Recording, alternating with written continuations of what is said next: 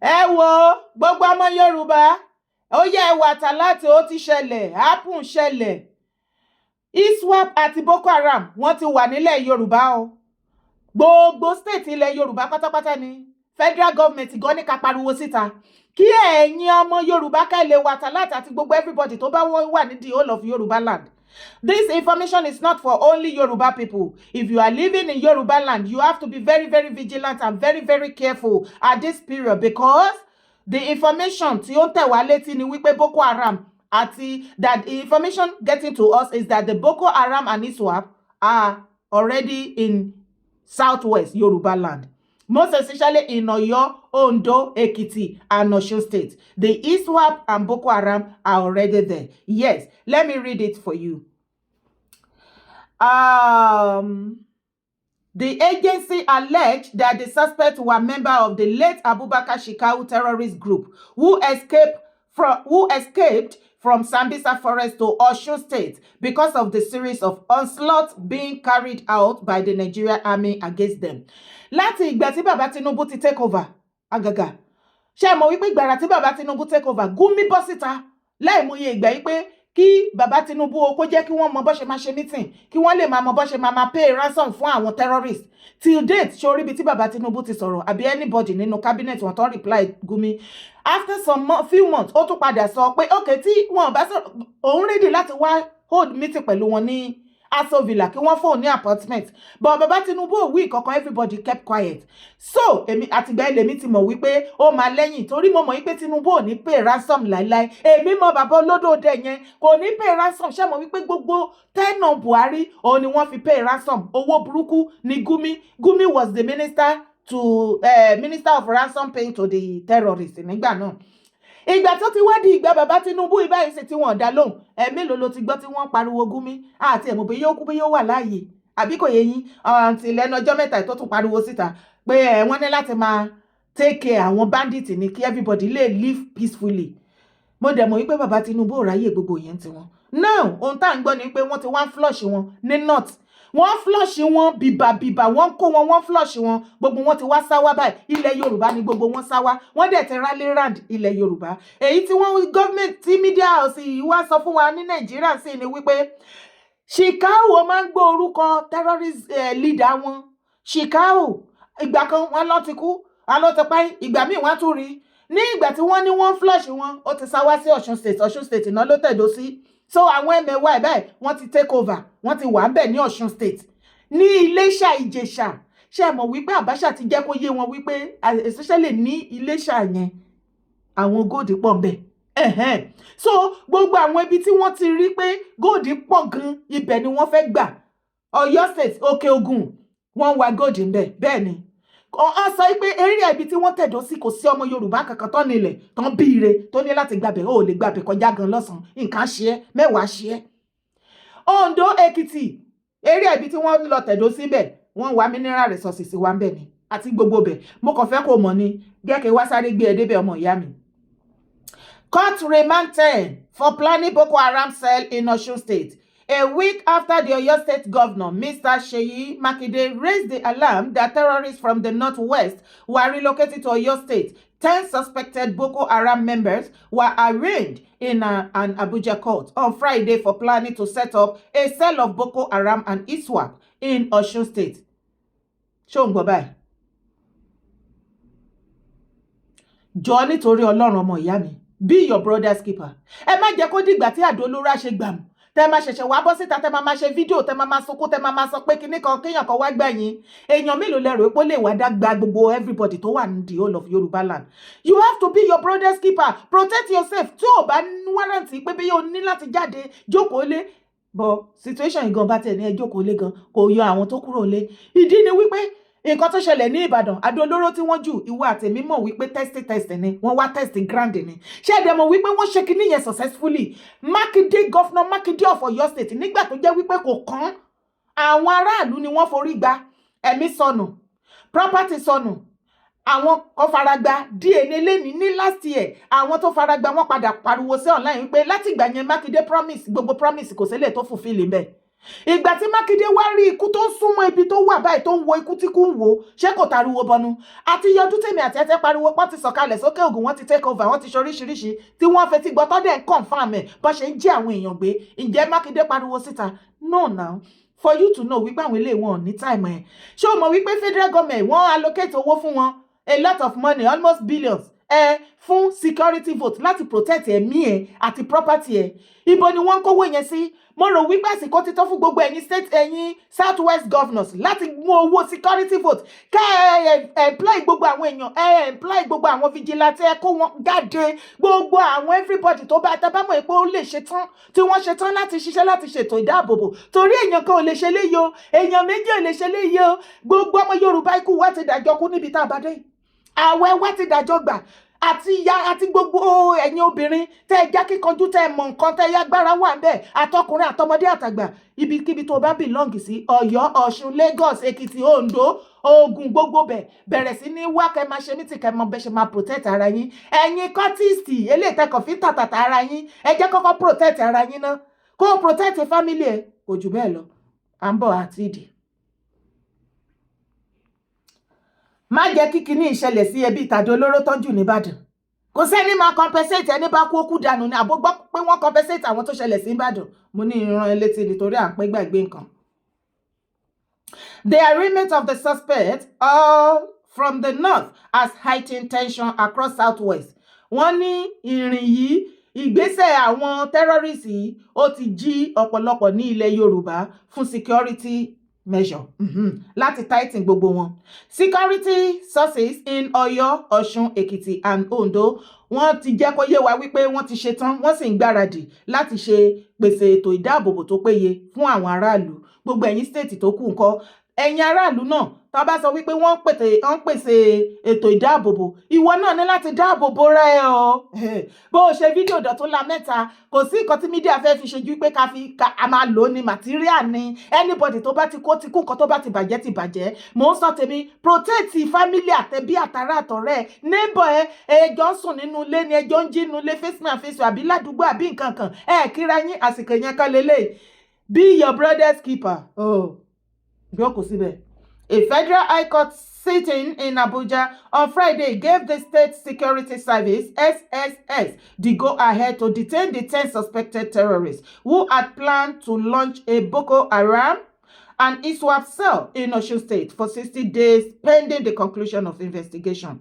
Ṣó ti wá gbọ́n sí ṣó mọ̀ pé wọ́n ti ní Ṣìkáwù lídà wọn ó ti sọ̀kalẹ̀ sílẹ̀ Yorùbá kí gbogbo ẹ̀yin ìran Yorùbá ẹ kú oríire Ṣìkáwù o ẹ kú àlejò Boko Haram o ẹ kú àlejò Lakurawas and ISWAP and every one of them o bóyá pátí lẹ ṣì fẹ́ máa lọ ni o bóyá ká máa fẹsẹ̀ gbálẹ̀ kiri ni o bóyá ká ìtọ́jú ara yín ni o àsìkò tó ní kálukú tó máa jẹ́jọ́ wa lójú lélẹ̀ ṣé mọ̀ wípé gbogbo ìgbésẹ̀ tí bàbá Tinubu gbogbo policy government wọn kò dùn mọ́ àwọn nọ́dánà nú wọ́n dẹ̀ máa retaliate ṣé mọ̀ wípé bàbá Tinubu kò dá sí Gumi wọn pay ransom fún ẹni terrorist kankan wọ́n dẹ̀ ń flush wọn ẹni bọ́n bá ti gbámú tí ẹ bá ó lẹ́ni rẹ́ lọ nìyẹn gbogbo wọn báyìí wọ́n ti ṣíjú sí ilẹ̀ Yorùbá má sọ pé rọ́ ni mo ń pa mo wí tèmi o wá gbọ́ orúkọ àwọn tí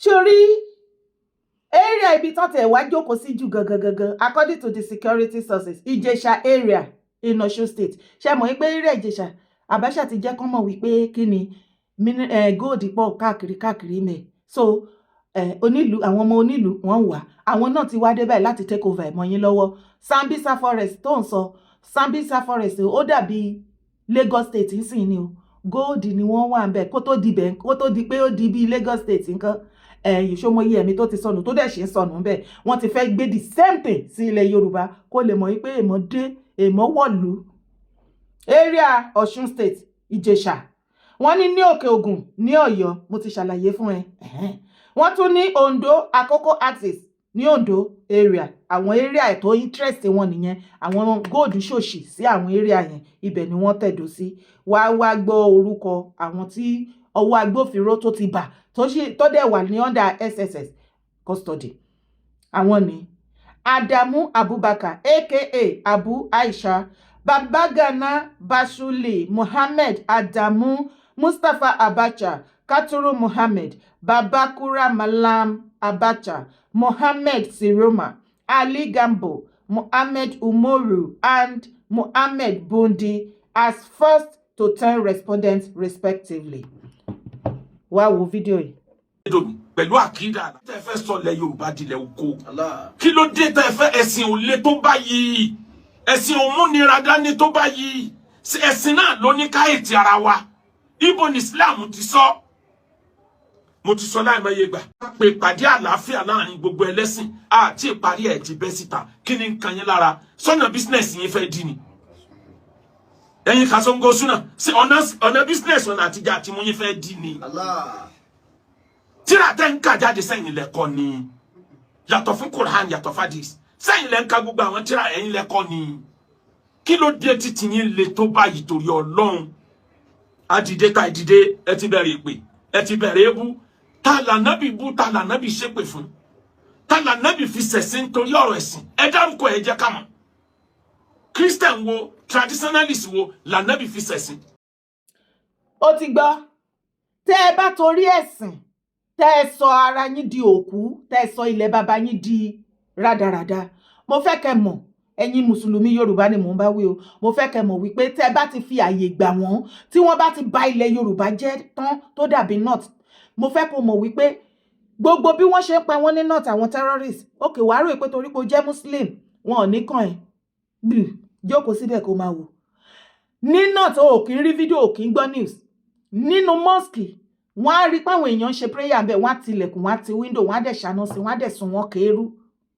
So kò yọ ẹ́ kúrò bó jẹ́ Mùsùlùmí. Ìwọ ni kò má fi ẹ̀sìn, kò má fi báyé ara ẹ jẹ́. Má sọ̀rọ̀ ẹ di ẹ̀lúùlù tó ń pe òjò. Orí ẹ̀ ló ti máa bẹ̀rẹ̀, orí ẹ̀ ló máa parí sí. Now, mo wá fẹ́ pé Governor Adeleke. I am using this opportunity to call on Governor Adeleke of Osun State. Some days ago, Governor Makinde of Oyo State cried out that the terrorists are very closer to where he's living or where he is. At least, he brought out the awareness for the whole of Oyo people and the whole of Yoruba people to know that situation like this is happening in Oyo. But we have been waiting for Governor Adeleke to come out and do the same thing, to let the Osun people know and the whole of Yoruba land to know that this ISWAP and Boko Haram, they are already in Osun State. But to date, we are highly disappointed that the Governor Adeleke has not come out, has not been able to tell us one or two things. No, it is not done. Governor Adeleke, àwọn ọmọ Yorùbá were highly disappointed o. Ṣé ẹ fẹ́ lo ẹ̀mí àwọn ará Ọ̀ṣun as a sacrifice ni? The reason why tẹ́ fi wà wípé ISWAP àti Boko Haram wọ́n ti sọ̀kalẹ̀ sí Ọ̀ṣun State tí gbogbo media house in Nigeria tí wọ́n ní ká máa pariwo tí ẹ̀yin tẹ́ jẹ́ governor tẹ́ ń gba owó security vote tí ẹ ò bọ́ síta just the same way like Makinde láti lè jẹ́ kí gbogbo àgbáyé kí wọ́n mọ̀ kí gbogbo àwọn ọmọ Ọ̀ṣun State kan lè take care ara wọn. Now mo wá fẹ́ pe àkíyèsí ẹ̀yin ọmọ Yorùbá sí àwọn nǹkan kan. Èmi rí nírí wípé Governor Adeleke of Osun State is interested nínú nǹkan tí Mufti Olúwo àti Mufti Ìwó àti Ọba Olúwo àti àwọn ìsọ̀gbé wọn tí wọ́n ṣe nípa ẹ̀sìn láìpa dídá ìjẹ̀sìn sílẹ̀ nílẹ̀ Yorùbá. Wọ́n ní kí ló dé tí mo ṣe sọ bẹ́ẹ̀? Okay, àìmọye Mùsùlùmí, àìmọye Sheikh, àìmọye Imam, àìmọye Chief Imam làwọn go ti rawọ́ ẹ̀bẹ̀ láti ìgbà tí Mufti àti Olúwo tí wọ́n ti múra kankan láti ṣàdá jihadist sí àárín àwọn ọmọ Yorùbá nílẹ̀ Yorùbá ń bẹ̀. Tí wọ́n pariwo pé kí Governor Adeleke kó invite Olúwo àti Mufti kó dé caution wọn gẹ́gẹ́ bí governor kí wọ́n fàyè gba àlàáfíà. Ti date ìjọ wo lórí tí Governor Adeleke ṣe àborí traces ẹ̀ lára Olúwo àborí traces ẹ̀ lára Mufti kàkà bẹ́ẹ̀ ìṣe ni wọ́n múra kankan sí ìgbà tó máa wá ṣe paríparí ẹ̀ wọ́n wá tún gbé ọ̀rọ̀ sharia wọ́n gbé jáde. Till date Governor Adeleke ò wí píún nípa ọ̀rọ̀ sharia. Ṣebí Mákindé tí ẹ bọ́ síta tán ní nígbà tó ń sọ wípé dandan wọ́n ní láti ṣe sharia lọ́yọ̀ọ́.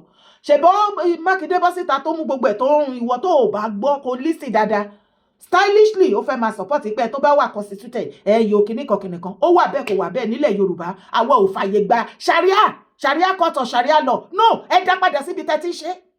Torí the last time we check gbogbo Islamic country tó ti practice sharia kò síbi tó wà peaceful, kò síbi táyé wọn ti rójú. Àwọn chief imam wọn, àwọn leaders and elders wọn, àwọn political elite wọn gbogbo wọn sharia law ò mú anybody, ẹ̀yin mẹ̀kúnnù ni sharia law máa mú.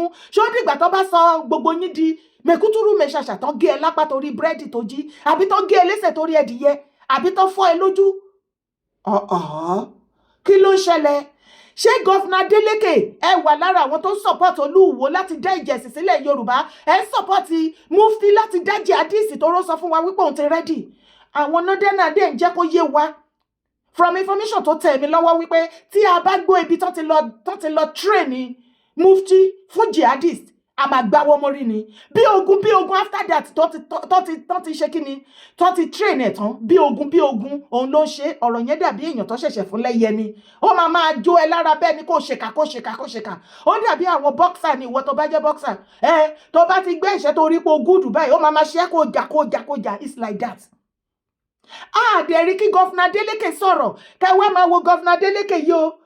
ẹlúùlù yín tó fẹ́ pe òjò orí ara yín ló fẹ́ rọ̀ sí bàbá. nífẹ̀ẹ́ ará Ọ̀ṣun, nífẹ̀ẹ́ ilẹ̀ Yorùbá pẹ̀lú ijó òfò àtàdánù tá ìjó kiri. ọ̀rọ̀ ijó kọ́ là ń bá yín sọ. ọ̀rọ̀ kẹ́ lọ máa celebrate Christmas nínú flight yín kọ́ là ń bá yín sọ. lè oppress wa pa, ìyẹn kọ́ là ń bá yín sọ. ọ̀rọ̀ protection fún àwọn aráàlú àti property wọn là ń bá yín sọ, gọ́fìnà Adeleke. kí ló dé tẹ́ ò bọ́ síta wá sọ̀rọ̀ kẹ́ẹ̀dẹ̀ caution àwọn people yìí? ṣebí Ọ̀ṣun state, the same Ọ̀ṣun state yìí ni Olúwo ti múra kankan pé ṣé òun ò ní gbà, òun ò ní gbọ́. ṣebí the same Ọ̀ṣun state yìí ni Mufti àtàwọn ìsọ̀gbé wọn ni wọ́n ti múra ra pé dandan àwọn fẹ́ jagun ni. ẹ wá bá mi bèrè lọ́wọ́ gọ́vnà Adeleke bí yóò máa yọ wọ́n kúrò. àwa mọ̀ ẹ ní private jet tó bá dogun ẹ kó gbogbo family. Ọlọ́run wà lókè ọ̀run, ṣebẹ́ fẹ́ fò lórí òfurufú. Kọ́lọ́run tó ṣèdájọ́ yín lè rí ibi sá sí. Gọ́vnà Adeleke is a Muslim. wọ́n ní Kristẹni níyàwó, wọ́n ní Mùsùlùmí. àti Kristẹni àti Muslim lẹ kó rọra nínú fámìlì yín. ṣé kí ẹ kọjú ìjà síra yín ní àwọn ọmọ tẹ́bí? torí mi ò understand the reason why tí ẹ ṣe kíkọ ayẹ̀bẹ̀ ni pé ẹ sí láyé nínú gbogbo nǹkan tí Olúwo àti Mufti tán dá sílẹ̀.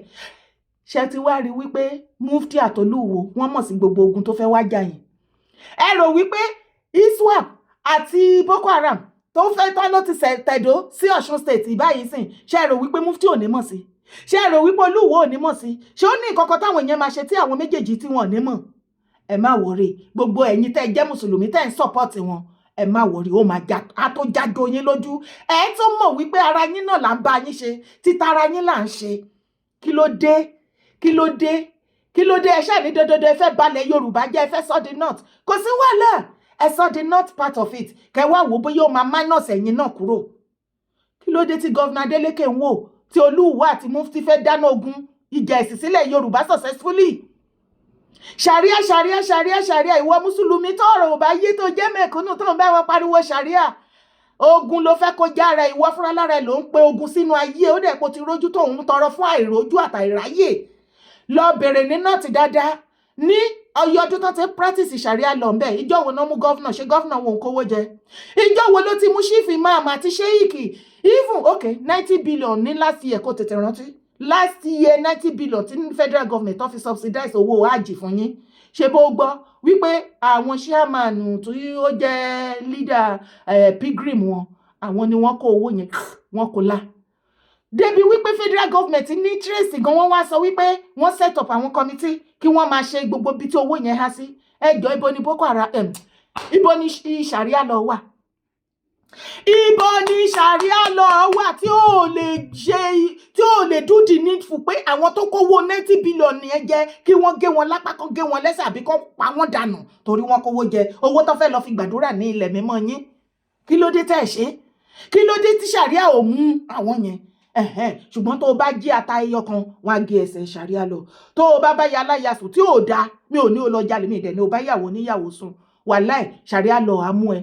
ṣe bó rí lára àwọn sínétọ̀ wọn tó wúmà kan bọ́ síta tán níṣe ni wọ́n pàṣẹ àwọn obìnrin síra wọn, ìyàwó oníyàwó wọ́n máa ń bá sùn ṣeré ni, kò kàn wọ́n. ṣé ṣàríà mú wọn? mo kàn ní kí n béèrè kí n ṣàlàyé fún ẹni o, kó lè mọ̀ wípé àbòsí ló ń ṣe àtọ̀tẹ̀. àsìkò tí àbòsí tẹ like àtọ̀tẹ̀ tó máa tẹ ọ̀pọ̀lọpọ̀ rí nílẹ̀ Yorùbá, òun ló ti fẹ́ délẹ̀ yìí o.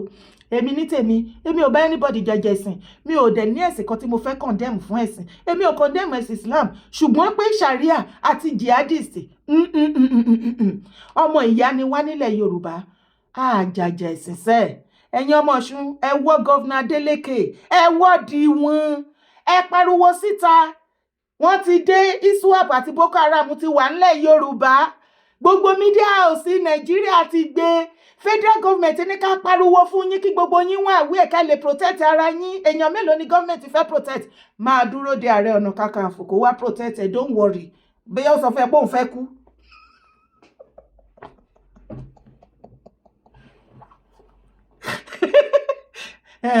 máa dúró for everybody dúró kọ ní kígbe òwò àgbà ẹ kò sí wàhálà ṣebí tó bá ìwà láyé tán dọ́dọ̀ ẹni kò sí wàhálà wo orúkọ tèmi ò yí padà o Yèyé Dára Kòwé kò òun lèmi jẹ́ má gbàgbé láti bá mú fídíò èdè gbogbo ibi tó yẹ kó mú dé jọ nítorí Ọlọ́run jẹ́ kájọ protect ara wa má sì gbàgbé láti like fídíò yìí bá mi thumb up bá mi subscribe drop your comment ire o ire gbàngbà.